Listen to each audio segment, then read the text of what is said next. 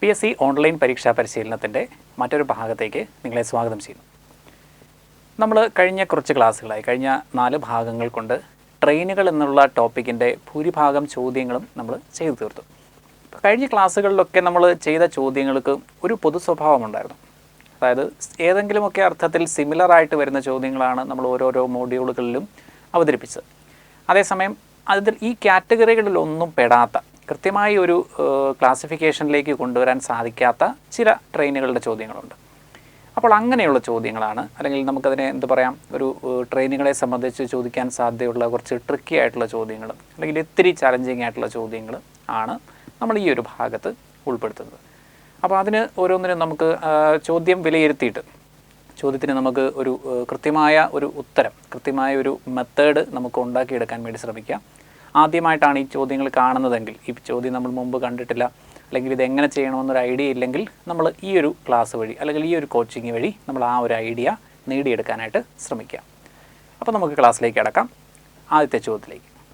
120 metre നീളമുള്ള ഒരു train ഒരു സിഗ്നൽ പോസ്റ്റ് കടക്കാൻ 14 സെക്കൻഡ് എടുക്കും.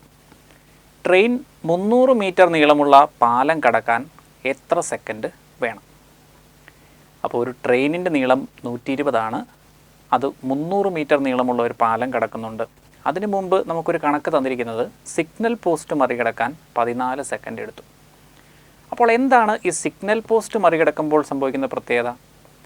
ഒരു ട്രെയിൻ ഒരു സിഗ്നൽ പോസ്റ്റ് മറികടക്കാനായിട്ട് ട്രെയിനിൻ്റെ നീളം മാത്രം മറികടന്നാൽ മതിയാകും, അല്ലേ? അപ്പോൾ ട്രെയിനിൻ്റെ നീളമായ 120 മീറ്റർ മറികടക്കാനാണ് ഈ ട്രെയിൻ 14 സെക്കൻഡ് എടുത്തത് എന്ന് നമുക്ക് മനസ്സിലാക്കാം. ഓക്കെ, അപ്പോൾ ആ ഒരു രീതിയിലാണ് നമ്മൾ ഈ ചോദ്യം ചെയ്യുന്നത്. അപ്പോൾ ഈ ട്രെയിനിൻ്റെ വേഗത നമുക്ക് ആദ്യത്തെ ഭാഗത്ത് നിന്ന് കിട്ടുന്നുണ്ട്. അതായത് സിഗ്നൽ പോസ്റ്റ് മറികടക്കാൻ 120 മീറ്റർ ആണ് സഞ്ചരിക്കേണ്ടത്. 120 മീറ്റർ സഞ്ചരിക്കാൻ 14 സെക്കൻഡ് എടുക്കുന്ന ട്രെയിൻ, അപ്പോൾ അതിൻ്റെ വേഗത എത്രയാണ്? 120/14 എന്ന് നമുക്കതിൻ്റെ വേഗത കണക്കാക്കാം, അല്ലേ? ഇനി 120/14 നമുക്ക് ഒന്ന് ക്യാൻസൽ ചെയ്യാം, അതായത് പകുതിയാക്കാം. അപ്പോൾ 120ൻ്റെ പകുതി 60ഉം 14ൻ്റെ പകുതി 7. അപ്പോൾ ഈ ട്രെയിനിൻ്റെ വേഗത 60/7 മീറ്റർ പെർ സെക്കൻഡ് ആണ് എന്നാണ് നമുക്ക് ഇവിടുന്ന് മനസ്സിലായത്. ഈ 60/7 എന്ന് കാണുമ്പോൾ നമുക്കതിനെ കുറച്ചുകൂടി സിംപ്ലിഫൈ ചെയ്യാം, അല്ലെങ്കിൽ ഫ്രാക്ഷനായിട്ടോ ഡെസിമലായിട്ടോ നമുക്കത് എഴുതാം എന്നൊന്നും വിചാരിക്കരുത്. കാരണം നമുക്ക് അതിൽ കൂടുതൽ അത് സിംപ്ലിഫൈ ചെയ്യേണ്ട യാതൊരു ആവശ്യവുമില്ല. ഈ ഒരു സംഭവം നമുക്ക് ഫൈനൽ ആൻസർ അല്ല. ഫൈനൽ ആൻസർ ആണെങ്കിൽ മാത്രമേ നമ്മൾ കണ്ടുപിടിക്കേണ്ട ആവശ്യമുള്ളൂ, അല്ലെങ്കിൽ അത് സ്വാഭാവികമായും ക്യാൻസലായി പോകുന്ന ഒരു വാല്യൂ മാത്രമാണ്. അതുകൊണ്ട് തന്നെ നമുക്കത് പ്രസക്തിയുള്ള കാര്യവുമല്ല. അപ്പോൾ വേഗത 60/7. ഇനി ഈ വേഗത ഉപയോഗിച്ച് രണ്ടാമത്തെ കേസിലേക്ക് വരാം. 120 മീറ്റർ നീളമുള്ള ട്രെയിൻ 300 മീറ്റർ നീളമുള്ള പാലം കടക്കുന്നു. ശ്രദ്ധിച്ച് മനസ്സിലാക്കുക, 120 മീറ്റർ ട്രെയിനിൻ്റെ നീളം, 300 മീറ്റർ പാലത്തിൻ്റെ നീളം. അപ്പോൾ ഈ പാലം കടക്കാൻ ട്രെയിൻ സഞ്ചരിക്കേണ്ട ആകെ ദൂരം എന്ന് പറയുന്നത് 420 മീറ്റർ ആയിരിക്കും. 300 മീറ്റർ മാത്രം എടുത്ത് മിസ്റ്റേക്ക് കാണിക്കരുത്. അതായത് 120 + 300 420 മീറ്റർ സഞ്ചരിക്കേണ്ടി വരും. ഈ 420 മീറ്റർ സഞ്ചരിക്കാൻ 60/7 വേഗതയുള്ള ട്രെയിൻ എത്ര സമയം എടുക്കും എന്നാണ് നമ്മുടെ ചോദ്യം. അപ്പം 420 / 60/7. അപ്പോൾ ആ 7 എന്നുള്ളത് മുകളിലേക്ക് വരുന്നു. അപ്പോൾ നമുക്ക് സിംപ്ലിഫൈ ചെയ്യുന്നത് എങ്ങനെയാണ്? 420 × 7 / 60 എന്നായിരിക്കും വരിക. ഇനി ക്യാൻസൽ ചെയ്യാം. 0 തമ്മിൽ ക്യാൻസലായി, 42ഉം 6ഉം തമ്മിൽ ക്യാൻസലായി, ബാക്കിയാവുന്നത് 7. 7 × 7 49 സെക്കൻഡാണ് ആകെ എടുക്കുന്ന സമയം. പാലം കടക്കാൻ ഈ ട്രെയിൻ എടുക്കുന്ന സമയം എത്രയാണ്? 49 സെക്കൻഡ്. ഇനി ഈ കാര്യം നമുക്ക് കുറച്ചുകൂടി, ഇപ്പോൾ നമ്മൾ പറഞ്ഞത് വേഗത കണക്കാക്കി, എന്നിട്ട് രണ്ടാമത്തെ കേസിൽ നമ്മൾ ചെയ്തത് എന്താണ്? ദൂരം ബൈ വേഗത ചെയ്ത് സമയം കണ്ടുപിടിച്ചു. ഇതാണ് നമ്മൾ ഈ ചോദ്യത്തിൽ ചെയ്തത്. ഇപ്പോൾ നമ്മളൊരു ടൈം ആൻഡ് ഡിസ്റ്റൻസിൻ്റെ ഇക്വേഷൻസിൻ്റെ ബലത്തിലാണ് നമ്മൾ ഈ ചോദ്യം ചെയ്ത് പൂർത്തിയാക്കിയിരിക്കുന്നത്. എന്നാൽ ഞാൻ മറ്റൊരു ഡിഫറൻറ്റ് അപ്രോച്ചും കൂടെ പറയാം. നമുക്ക് കോമൺ സെൻസ് രീതിയിൽ ചിന്തിച്ചാലും നമുക്ക് ഈ ചോദ്യം ചെയ്യാൻ പറ്റും. മറ്റൊന്നും ആവശ്യമില്ല, നമ്മൾ കോമൺ സെൻസ് മാത്രം ഉപയോഗിച്ചാൽ മതി. അതായത് 120 മീറ്റർ മറികടക്കാനാണ് ഈ ട്രെയിനിന് 14 സെക്കൻഡ് വേണ്ടത്. 120 മീറ്ററിന് 14 സെക്കൻഡ് സമയം വേണമെന്ന് നമുക്ക് മനസ്സിലായി. അപ്പോൾ അടുത്തതിൽ 120 + 300 ആണ് മറികടക്കേണ്ടത്, അല്ലേ? അപ്പോൾ 120 മീറ്ററിന് 14 സെക്കൻഡ് വേണം. ഇനി ബാക്കി എത്രയുണ്ട്? ഒരു 300 കൂടെ മറികടക്കണം. അപ്പോൾ ആ 300നെ ഞാൻ ഇങ്ങനെ ഒന്ന് മാറ്റി എഴുതുകയാണ്. അതായത് 300 എന്ന് പറഞ്ഞാൽ 120 പ്ലസ് 120 പ്ലസ് 60 എന്നെഴുതാം. 120ന് 14 സെക്കൻഡ് ആണെന്ന് നമുക്കറിയാം. അപ്പോൾ ഇനിയുള്ള ഓരോ 120നും 14 സെക്കൻഡ് വീതമായിരിക്കും എടുക്കുക. ഇനി അവസാനം ഒരു 60 വന്നിട്ടുണ്ട്. ആ 60 എന്ന് പറയുന്നത് 120ൻ്റെ നേർ പകുതിയല്ലേ. അപ്പോൾ 120 മീറ്റർ മറികടക്കാൻ 14 സെക്കൻഡ് എടുക്കുന്ന ട്രെയിൻ 60 മീറ്റർ മറികടക്കാൻ 7 സെക്കൻഡല്ലേ എടുക്കുള്ളൂ. ഇനി ഇതെല്ലാം കൂടെ ഒന്ന് കൂട്ടി നോക്കിയേ. 14 പ്ലസ് 14 പ്ലസ് 14 14 3 42 42 പ്ലസ് 7 49. നമ്മൾ ഈക്വേഷനിലൂടെ കണ്ടുപിടിച്ച കാര്യം ഈ രീതിയിലാണെങ്കിലും നമുക്കിത് കൃത്യമായി കിട്ടും. ഒരു ട്രെയിനിന് ട്രാക്കിനരികിലുള്ള ഒരു മരം മറികടക്കാൻ 8 സെക്കൻഡ് വേണം. ട്രെയിനിൻ്റെ ഇരട്ടി നീളമുള്ള ഒരു ടണൽ കടക്കാൻ എത്ര സെക്കൻഡ് എടുക്കും? ഇതും നമ്മൾ നേരത്തെ പറഞ്ഞതുപോലെ തന്നെയുള്ള ഒരു ചോദ്യമാണ്. ഇപ്പോൾ ഒരു ട്രെയിനിന് ട്രാക്കിനരികിലുള്ള മരം മറികടക്കാൻ 8 സെക്കൻഡ് വേണം. അപ്പോൾ നമ്മൾ പറഞ്ഞതുപോലെ ഒന്ന് ചിന്തിച്ച് നോക്കി. ട്രെയിനിൻ്റെ നീളം എത്രയെങ്കിലും ആയിക്കോട്ടെ, എക്സ്. അപ്പോൾ ആ മരത്തെ മറികടക്കാനായിട്ട് ട്രെയിനിൻ്റെ നീളം മാത്രം മറികടന്നാൽ മതി. അപ്പോൾ എക്സ് മീറ്റർ, അതായത് ട്രെയിനിൻ്റെ നീളം മാത്രം മറികടക്കാൻ ഈ ട്രെയിൻ എടുക്കുന്ന സമയമാണ് 8 സെക്കൻഡ്. അങ്ങനെയാണെങ്കിൽ രണ്ടാമത്തെ കേസിലേക്ക് വരാം. രണ്ടാമത്തെ കേസിൽ ട്രെയിനിൻ്റെ നീളമായ എക്സും മറികടക്കണം. അതുകൂടാതെ ട്രെയിനിൻ്റെ ഇരട്ടി നീളമുള്ള ടണൽ, ആ ടണലിൻ്റെ നീളവും മറികടക്കണം. അപ്പോൾ എക്സും മറികടക്കേണ്ടി വരുന്നു, 2x മറികടക്കേണ്ടി വരുന്നു അല്ലേ. അപ്പോൾ എക്സ് മറികടക്കാൻ 8 സെക്കൻഡ് എന്നുള്ളതിന് മാറ്റമില്ല. 2x മറികടക്കാനായിട്ട് തീർച്ചയായിട്ടും ഇരട്ടി സമയം 16 സെക്കൻഡ് ആയിരിക്കും എടുക്കുക.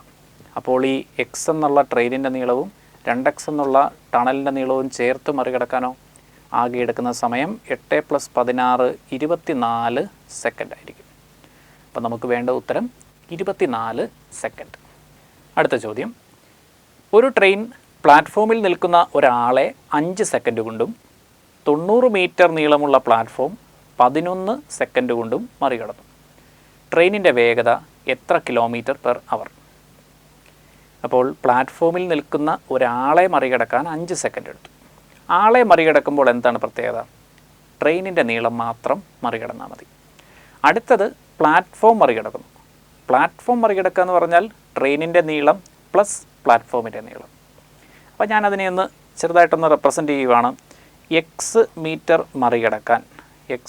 മറികടക്കാൻ ഈ ട്രെയിനിന് എടുക്കുന്നത് 5 സെക്കൻഡ്. എക്സ് എന്താണ്? എക്സ് എന്ന് പറയുന്നത് ട്രെയിനിൻ്റെ നീളം. അപ്പോൾ ആളെ മറികടക്കുമ്പോൾ എക്സ് മാത്രം മറികടക്കുന്നു. എക്സ് മാത്രം മറികടക്കാനാണ് 5 സെക്കൻഡ് സമയം വേണ്ടത്.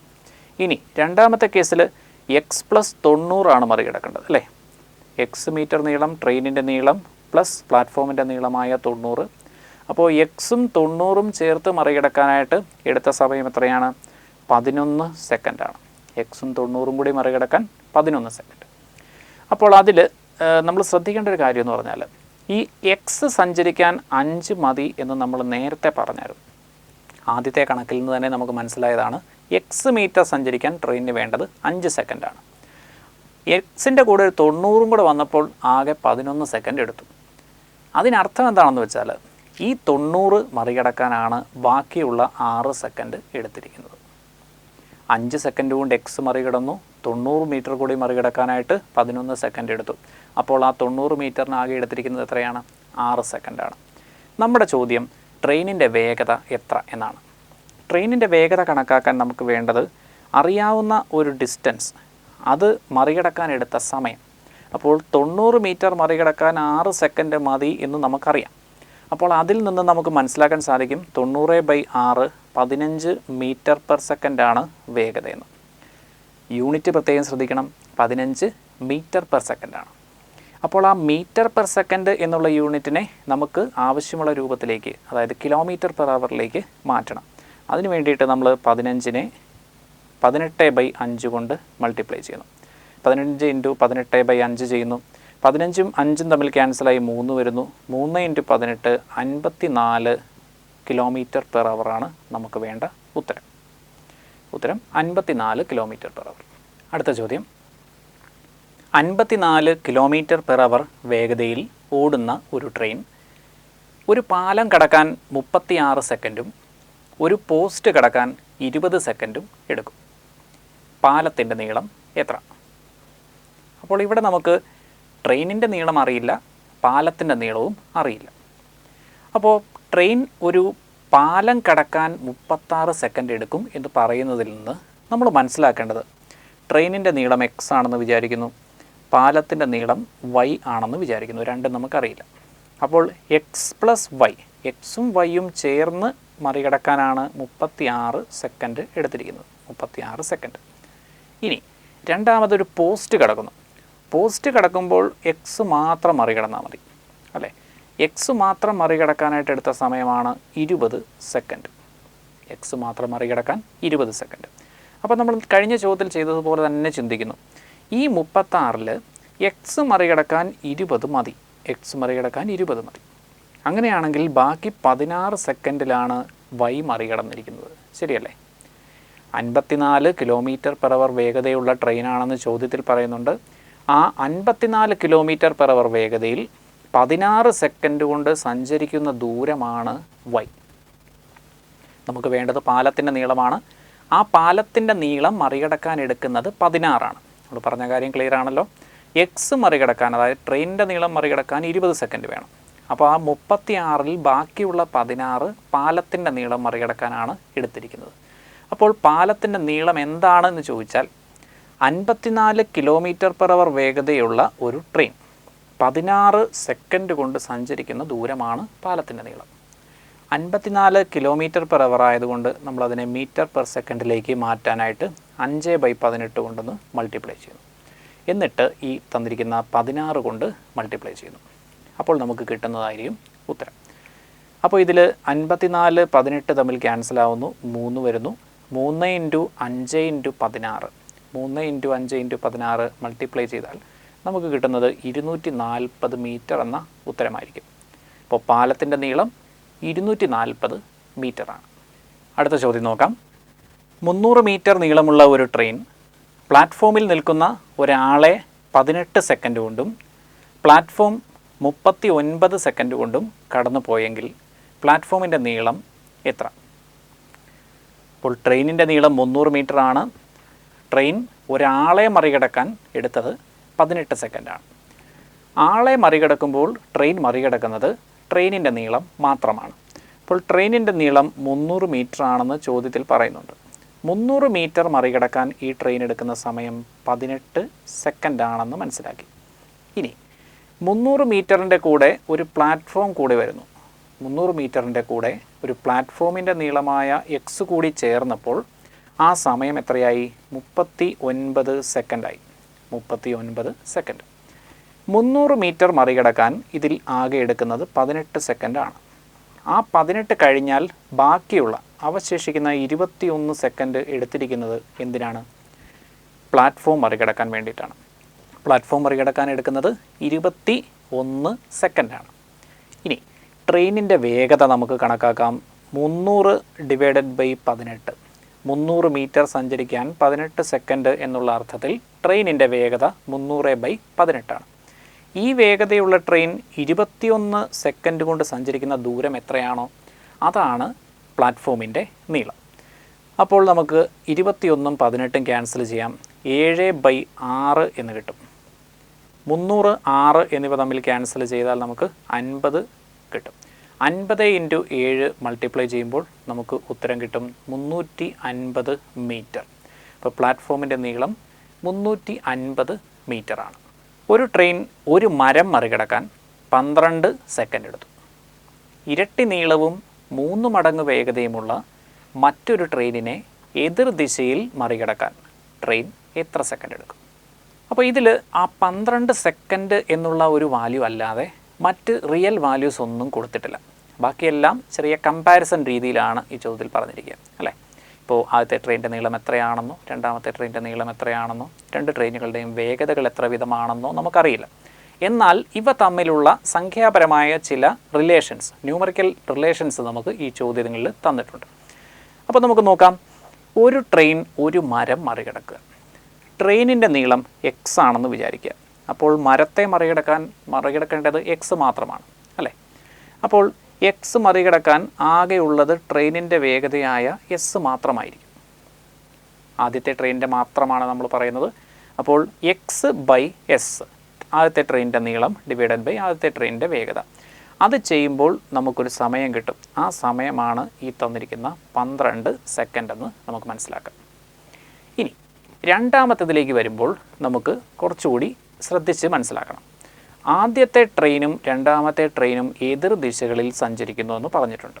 അതോടൊപ്പം തന്നെ ആദ്യത്തെ ട്രെയിനിൻ്റെ നീളം എക്സും ആദ്യത്തെ ട്രെയിനിൻ്റെ വേഗത എസ്സുമാണെന്ന് പറയുന്നുണ്ട്. അങ്ങനെയാണെങ്കിൽ രണ്ടാമത്തെ ട്രെയിൻ എന്ന് പറയുന്നത് ഇരട്ടി നീളമുണ്ട്. ഇരട്ടി നീളം എന്ന് പറയുമ്പോൾ എത്രയായി? 2x നീളം, 3 മടങ്ങ് വേഗതയുണ്ട്, 3s ആണ് വേഗത. ഇനി ഈ രണ്ട് വേഗതകൾ ആപേക്ഷിക വേഗത കണക്കാക്കുമ്പോൾ അത് രണ്ടും കൂട്ടേണ്ടി വരും. കാരണം എതിർദിശയിലാണ് സഞ്ചരിക്കുന്നത്. അപ്പോൾ ഈ ട്രെയിനുകൾ പരസ്പരം മറികടക്കാൻ എടുക്കുന്ന സമയത്തെ നമുക്ക് എങ്ങനെ കണക്ക് കൂട്ടാം? പരസ്പരം മറികടക്കണമെങ്കിൽ രണ്ട് ട്രെയിനുകളുടെയും നീളം കണക്കിലെടുക്കണം, അല്ലേ? എക്സ് പ്ലസ് 2x, രണ്ട് ട്രെയിനുകളുടെയും നീളം എടുത്തു. ഇനി ഡിവൈഡഡ് ബൈ രണ്ട് ട്രെയിനുകളുടെയും വേഗതകളുടെ തുക. എതിർദിശയിലായതുകൊണ്ട് രണ്ട് ട്രെയിനുകളുടെയും വേഗതകളുടെ തുകയായിരിക്കണം നമ്മൾ കണക്കിലെടുക്കേണ്ടത്. S plus 3s. അപ്പോൾ ഈ ഒരു കാൽക്കുലേഷൻ ചെയ്താൽ നമുക്കവിടെ കിട്ടുന്നത് 3x മുകളിൽ ഡിവൈഡഡ് ബൈ 4s എന്നായിരിക്കും. 3x divided by 4s.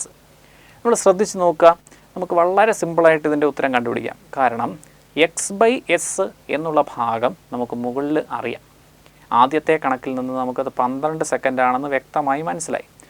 അപ്പോൾ 3/4 × 12 ചെയ്താൽ നമുക്ക് രണ്ടാമത്തെ സമയം എത്രയാണെന്ന് കിട്ടും. അപ്പോൾ 12, 4 തമ്മിൽ ക്യാൻസലാവുന്നു, 3 കിട്ടുന്നു. 3 × 3 മൾട്ടിപ്ലൈ ചെയ്യുമ്പോൾ കിട്ടുന്ന 9 സെക്കൻഡാണ് നമുക്ക് വേണ്ട ഉത്തരം. അപ്പോൾ ഈ ഒരു കണക്കിൽ നമുക്ക് ആദ്യം ഒറ്റ നോട്ടത്തിൽ നോക്കുമ്പോഴത്തേക്ക് ഒരു അവ്യക്തത, അതായത് വാല്യൂസ് ഒന്നും തന്നിട്ടില്ലാത്തത് കൊണ്ട് നമുക്കൊരു ഇച്ചിരി ഒരു അവ്യക്തത തോന്നുമെങ്കിലും നമുക്ക് ഒരു കണക്കിന് നോക്കിയാൽ വാല്യൂസ് തരുന്നതിനേക്കാൾ കുറച്ചുകൂടി എളുപ്പത്തിൽ നമുക്ക് ഈ കണക്ക് സോൾവ് ചെയ്യാനായിട്ട് സാധിക്കും. കാരണം നമുക്കവിടെ വേറെ കാൽക്കുലേഷൻ ഭാഗത്ത് നമ്മളൊന്നും തന്നെ ചെയ്യേണ്ടി വരുന്നില്ല. വളരെ സിമ്പിളായിട്ടുള്ള ഒരു കാൽക്കുലേഷനാണ്. അപ്പോൾ ഈ ഒരു ഭാഗത്തോടെ നമ്മൾ ട്രെയിനുകൾ എന്നുള്ള ആ ഒരു ടോപ്പിക്ക് കംപ്ലീറ്റ് ആക്കിയിരിക്കുകയാണ്. ട്രെയിനുകളെ പറ്റി നമുക്ക് ചോദിക്കാൻ സാധ്യതയുള്ള ചോദ്യങ്ങൾ വളരെ ലിമിറ്റഡ് ആണ്. കുറച്ച് ടൈപ്പ് ചോദ്യങ്ങൾ മാത്രമേ നമുക്ക് ഈ ഒരു അധ്യായത്തിൽ നിന്ന് പരീക്ഷയ്ക്ക് പ്രതീക്ഷിക്കാനാവുള്ളൂ. അപ്പോൾ ആ ടൈപ്പുകളെല്ലാം തന്നെ പൂർണ്ണമായി നമ്മൾ ഈ ടോപ്പിക്കുകൾ ഈ ക്ലാസ്സുകളിൽ 5 ക്ലാസ്സുകളിലായി ഉൾപ്പെടുത്തിയിട്ടുണ്ട്. ഈ ക്ലാസ്സിൽ പറഞ്ഞിരിക്കുന്ന ചോദ്യങ്ങൾ മാത്രം നിങ്ങളൊന്ന് മനസ്സിലാക്കാൻ സാധിച്ചാൽ ഒരു മത്സര പരീക്ഷയിൽ സാധാരണഗതിക്ക് ചോദിക്കുന്ന ഈ ഭാഗത്തു നിന്ന് ചോദിക്കുന്ന ചോദ്യങ്ങളെല്ലാം തന്നെ ഈസി ആയിട്ട് നമുക്ക് അറ്റൻഡ് ചെയ്യാൻ സാധിക്കും. Thank you.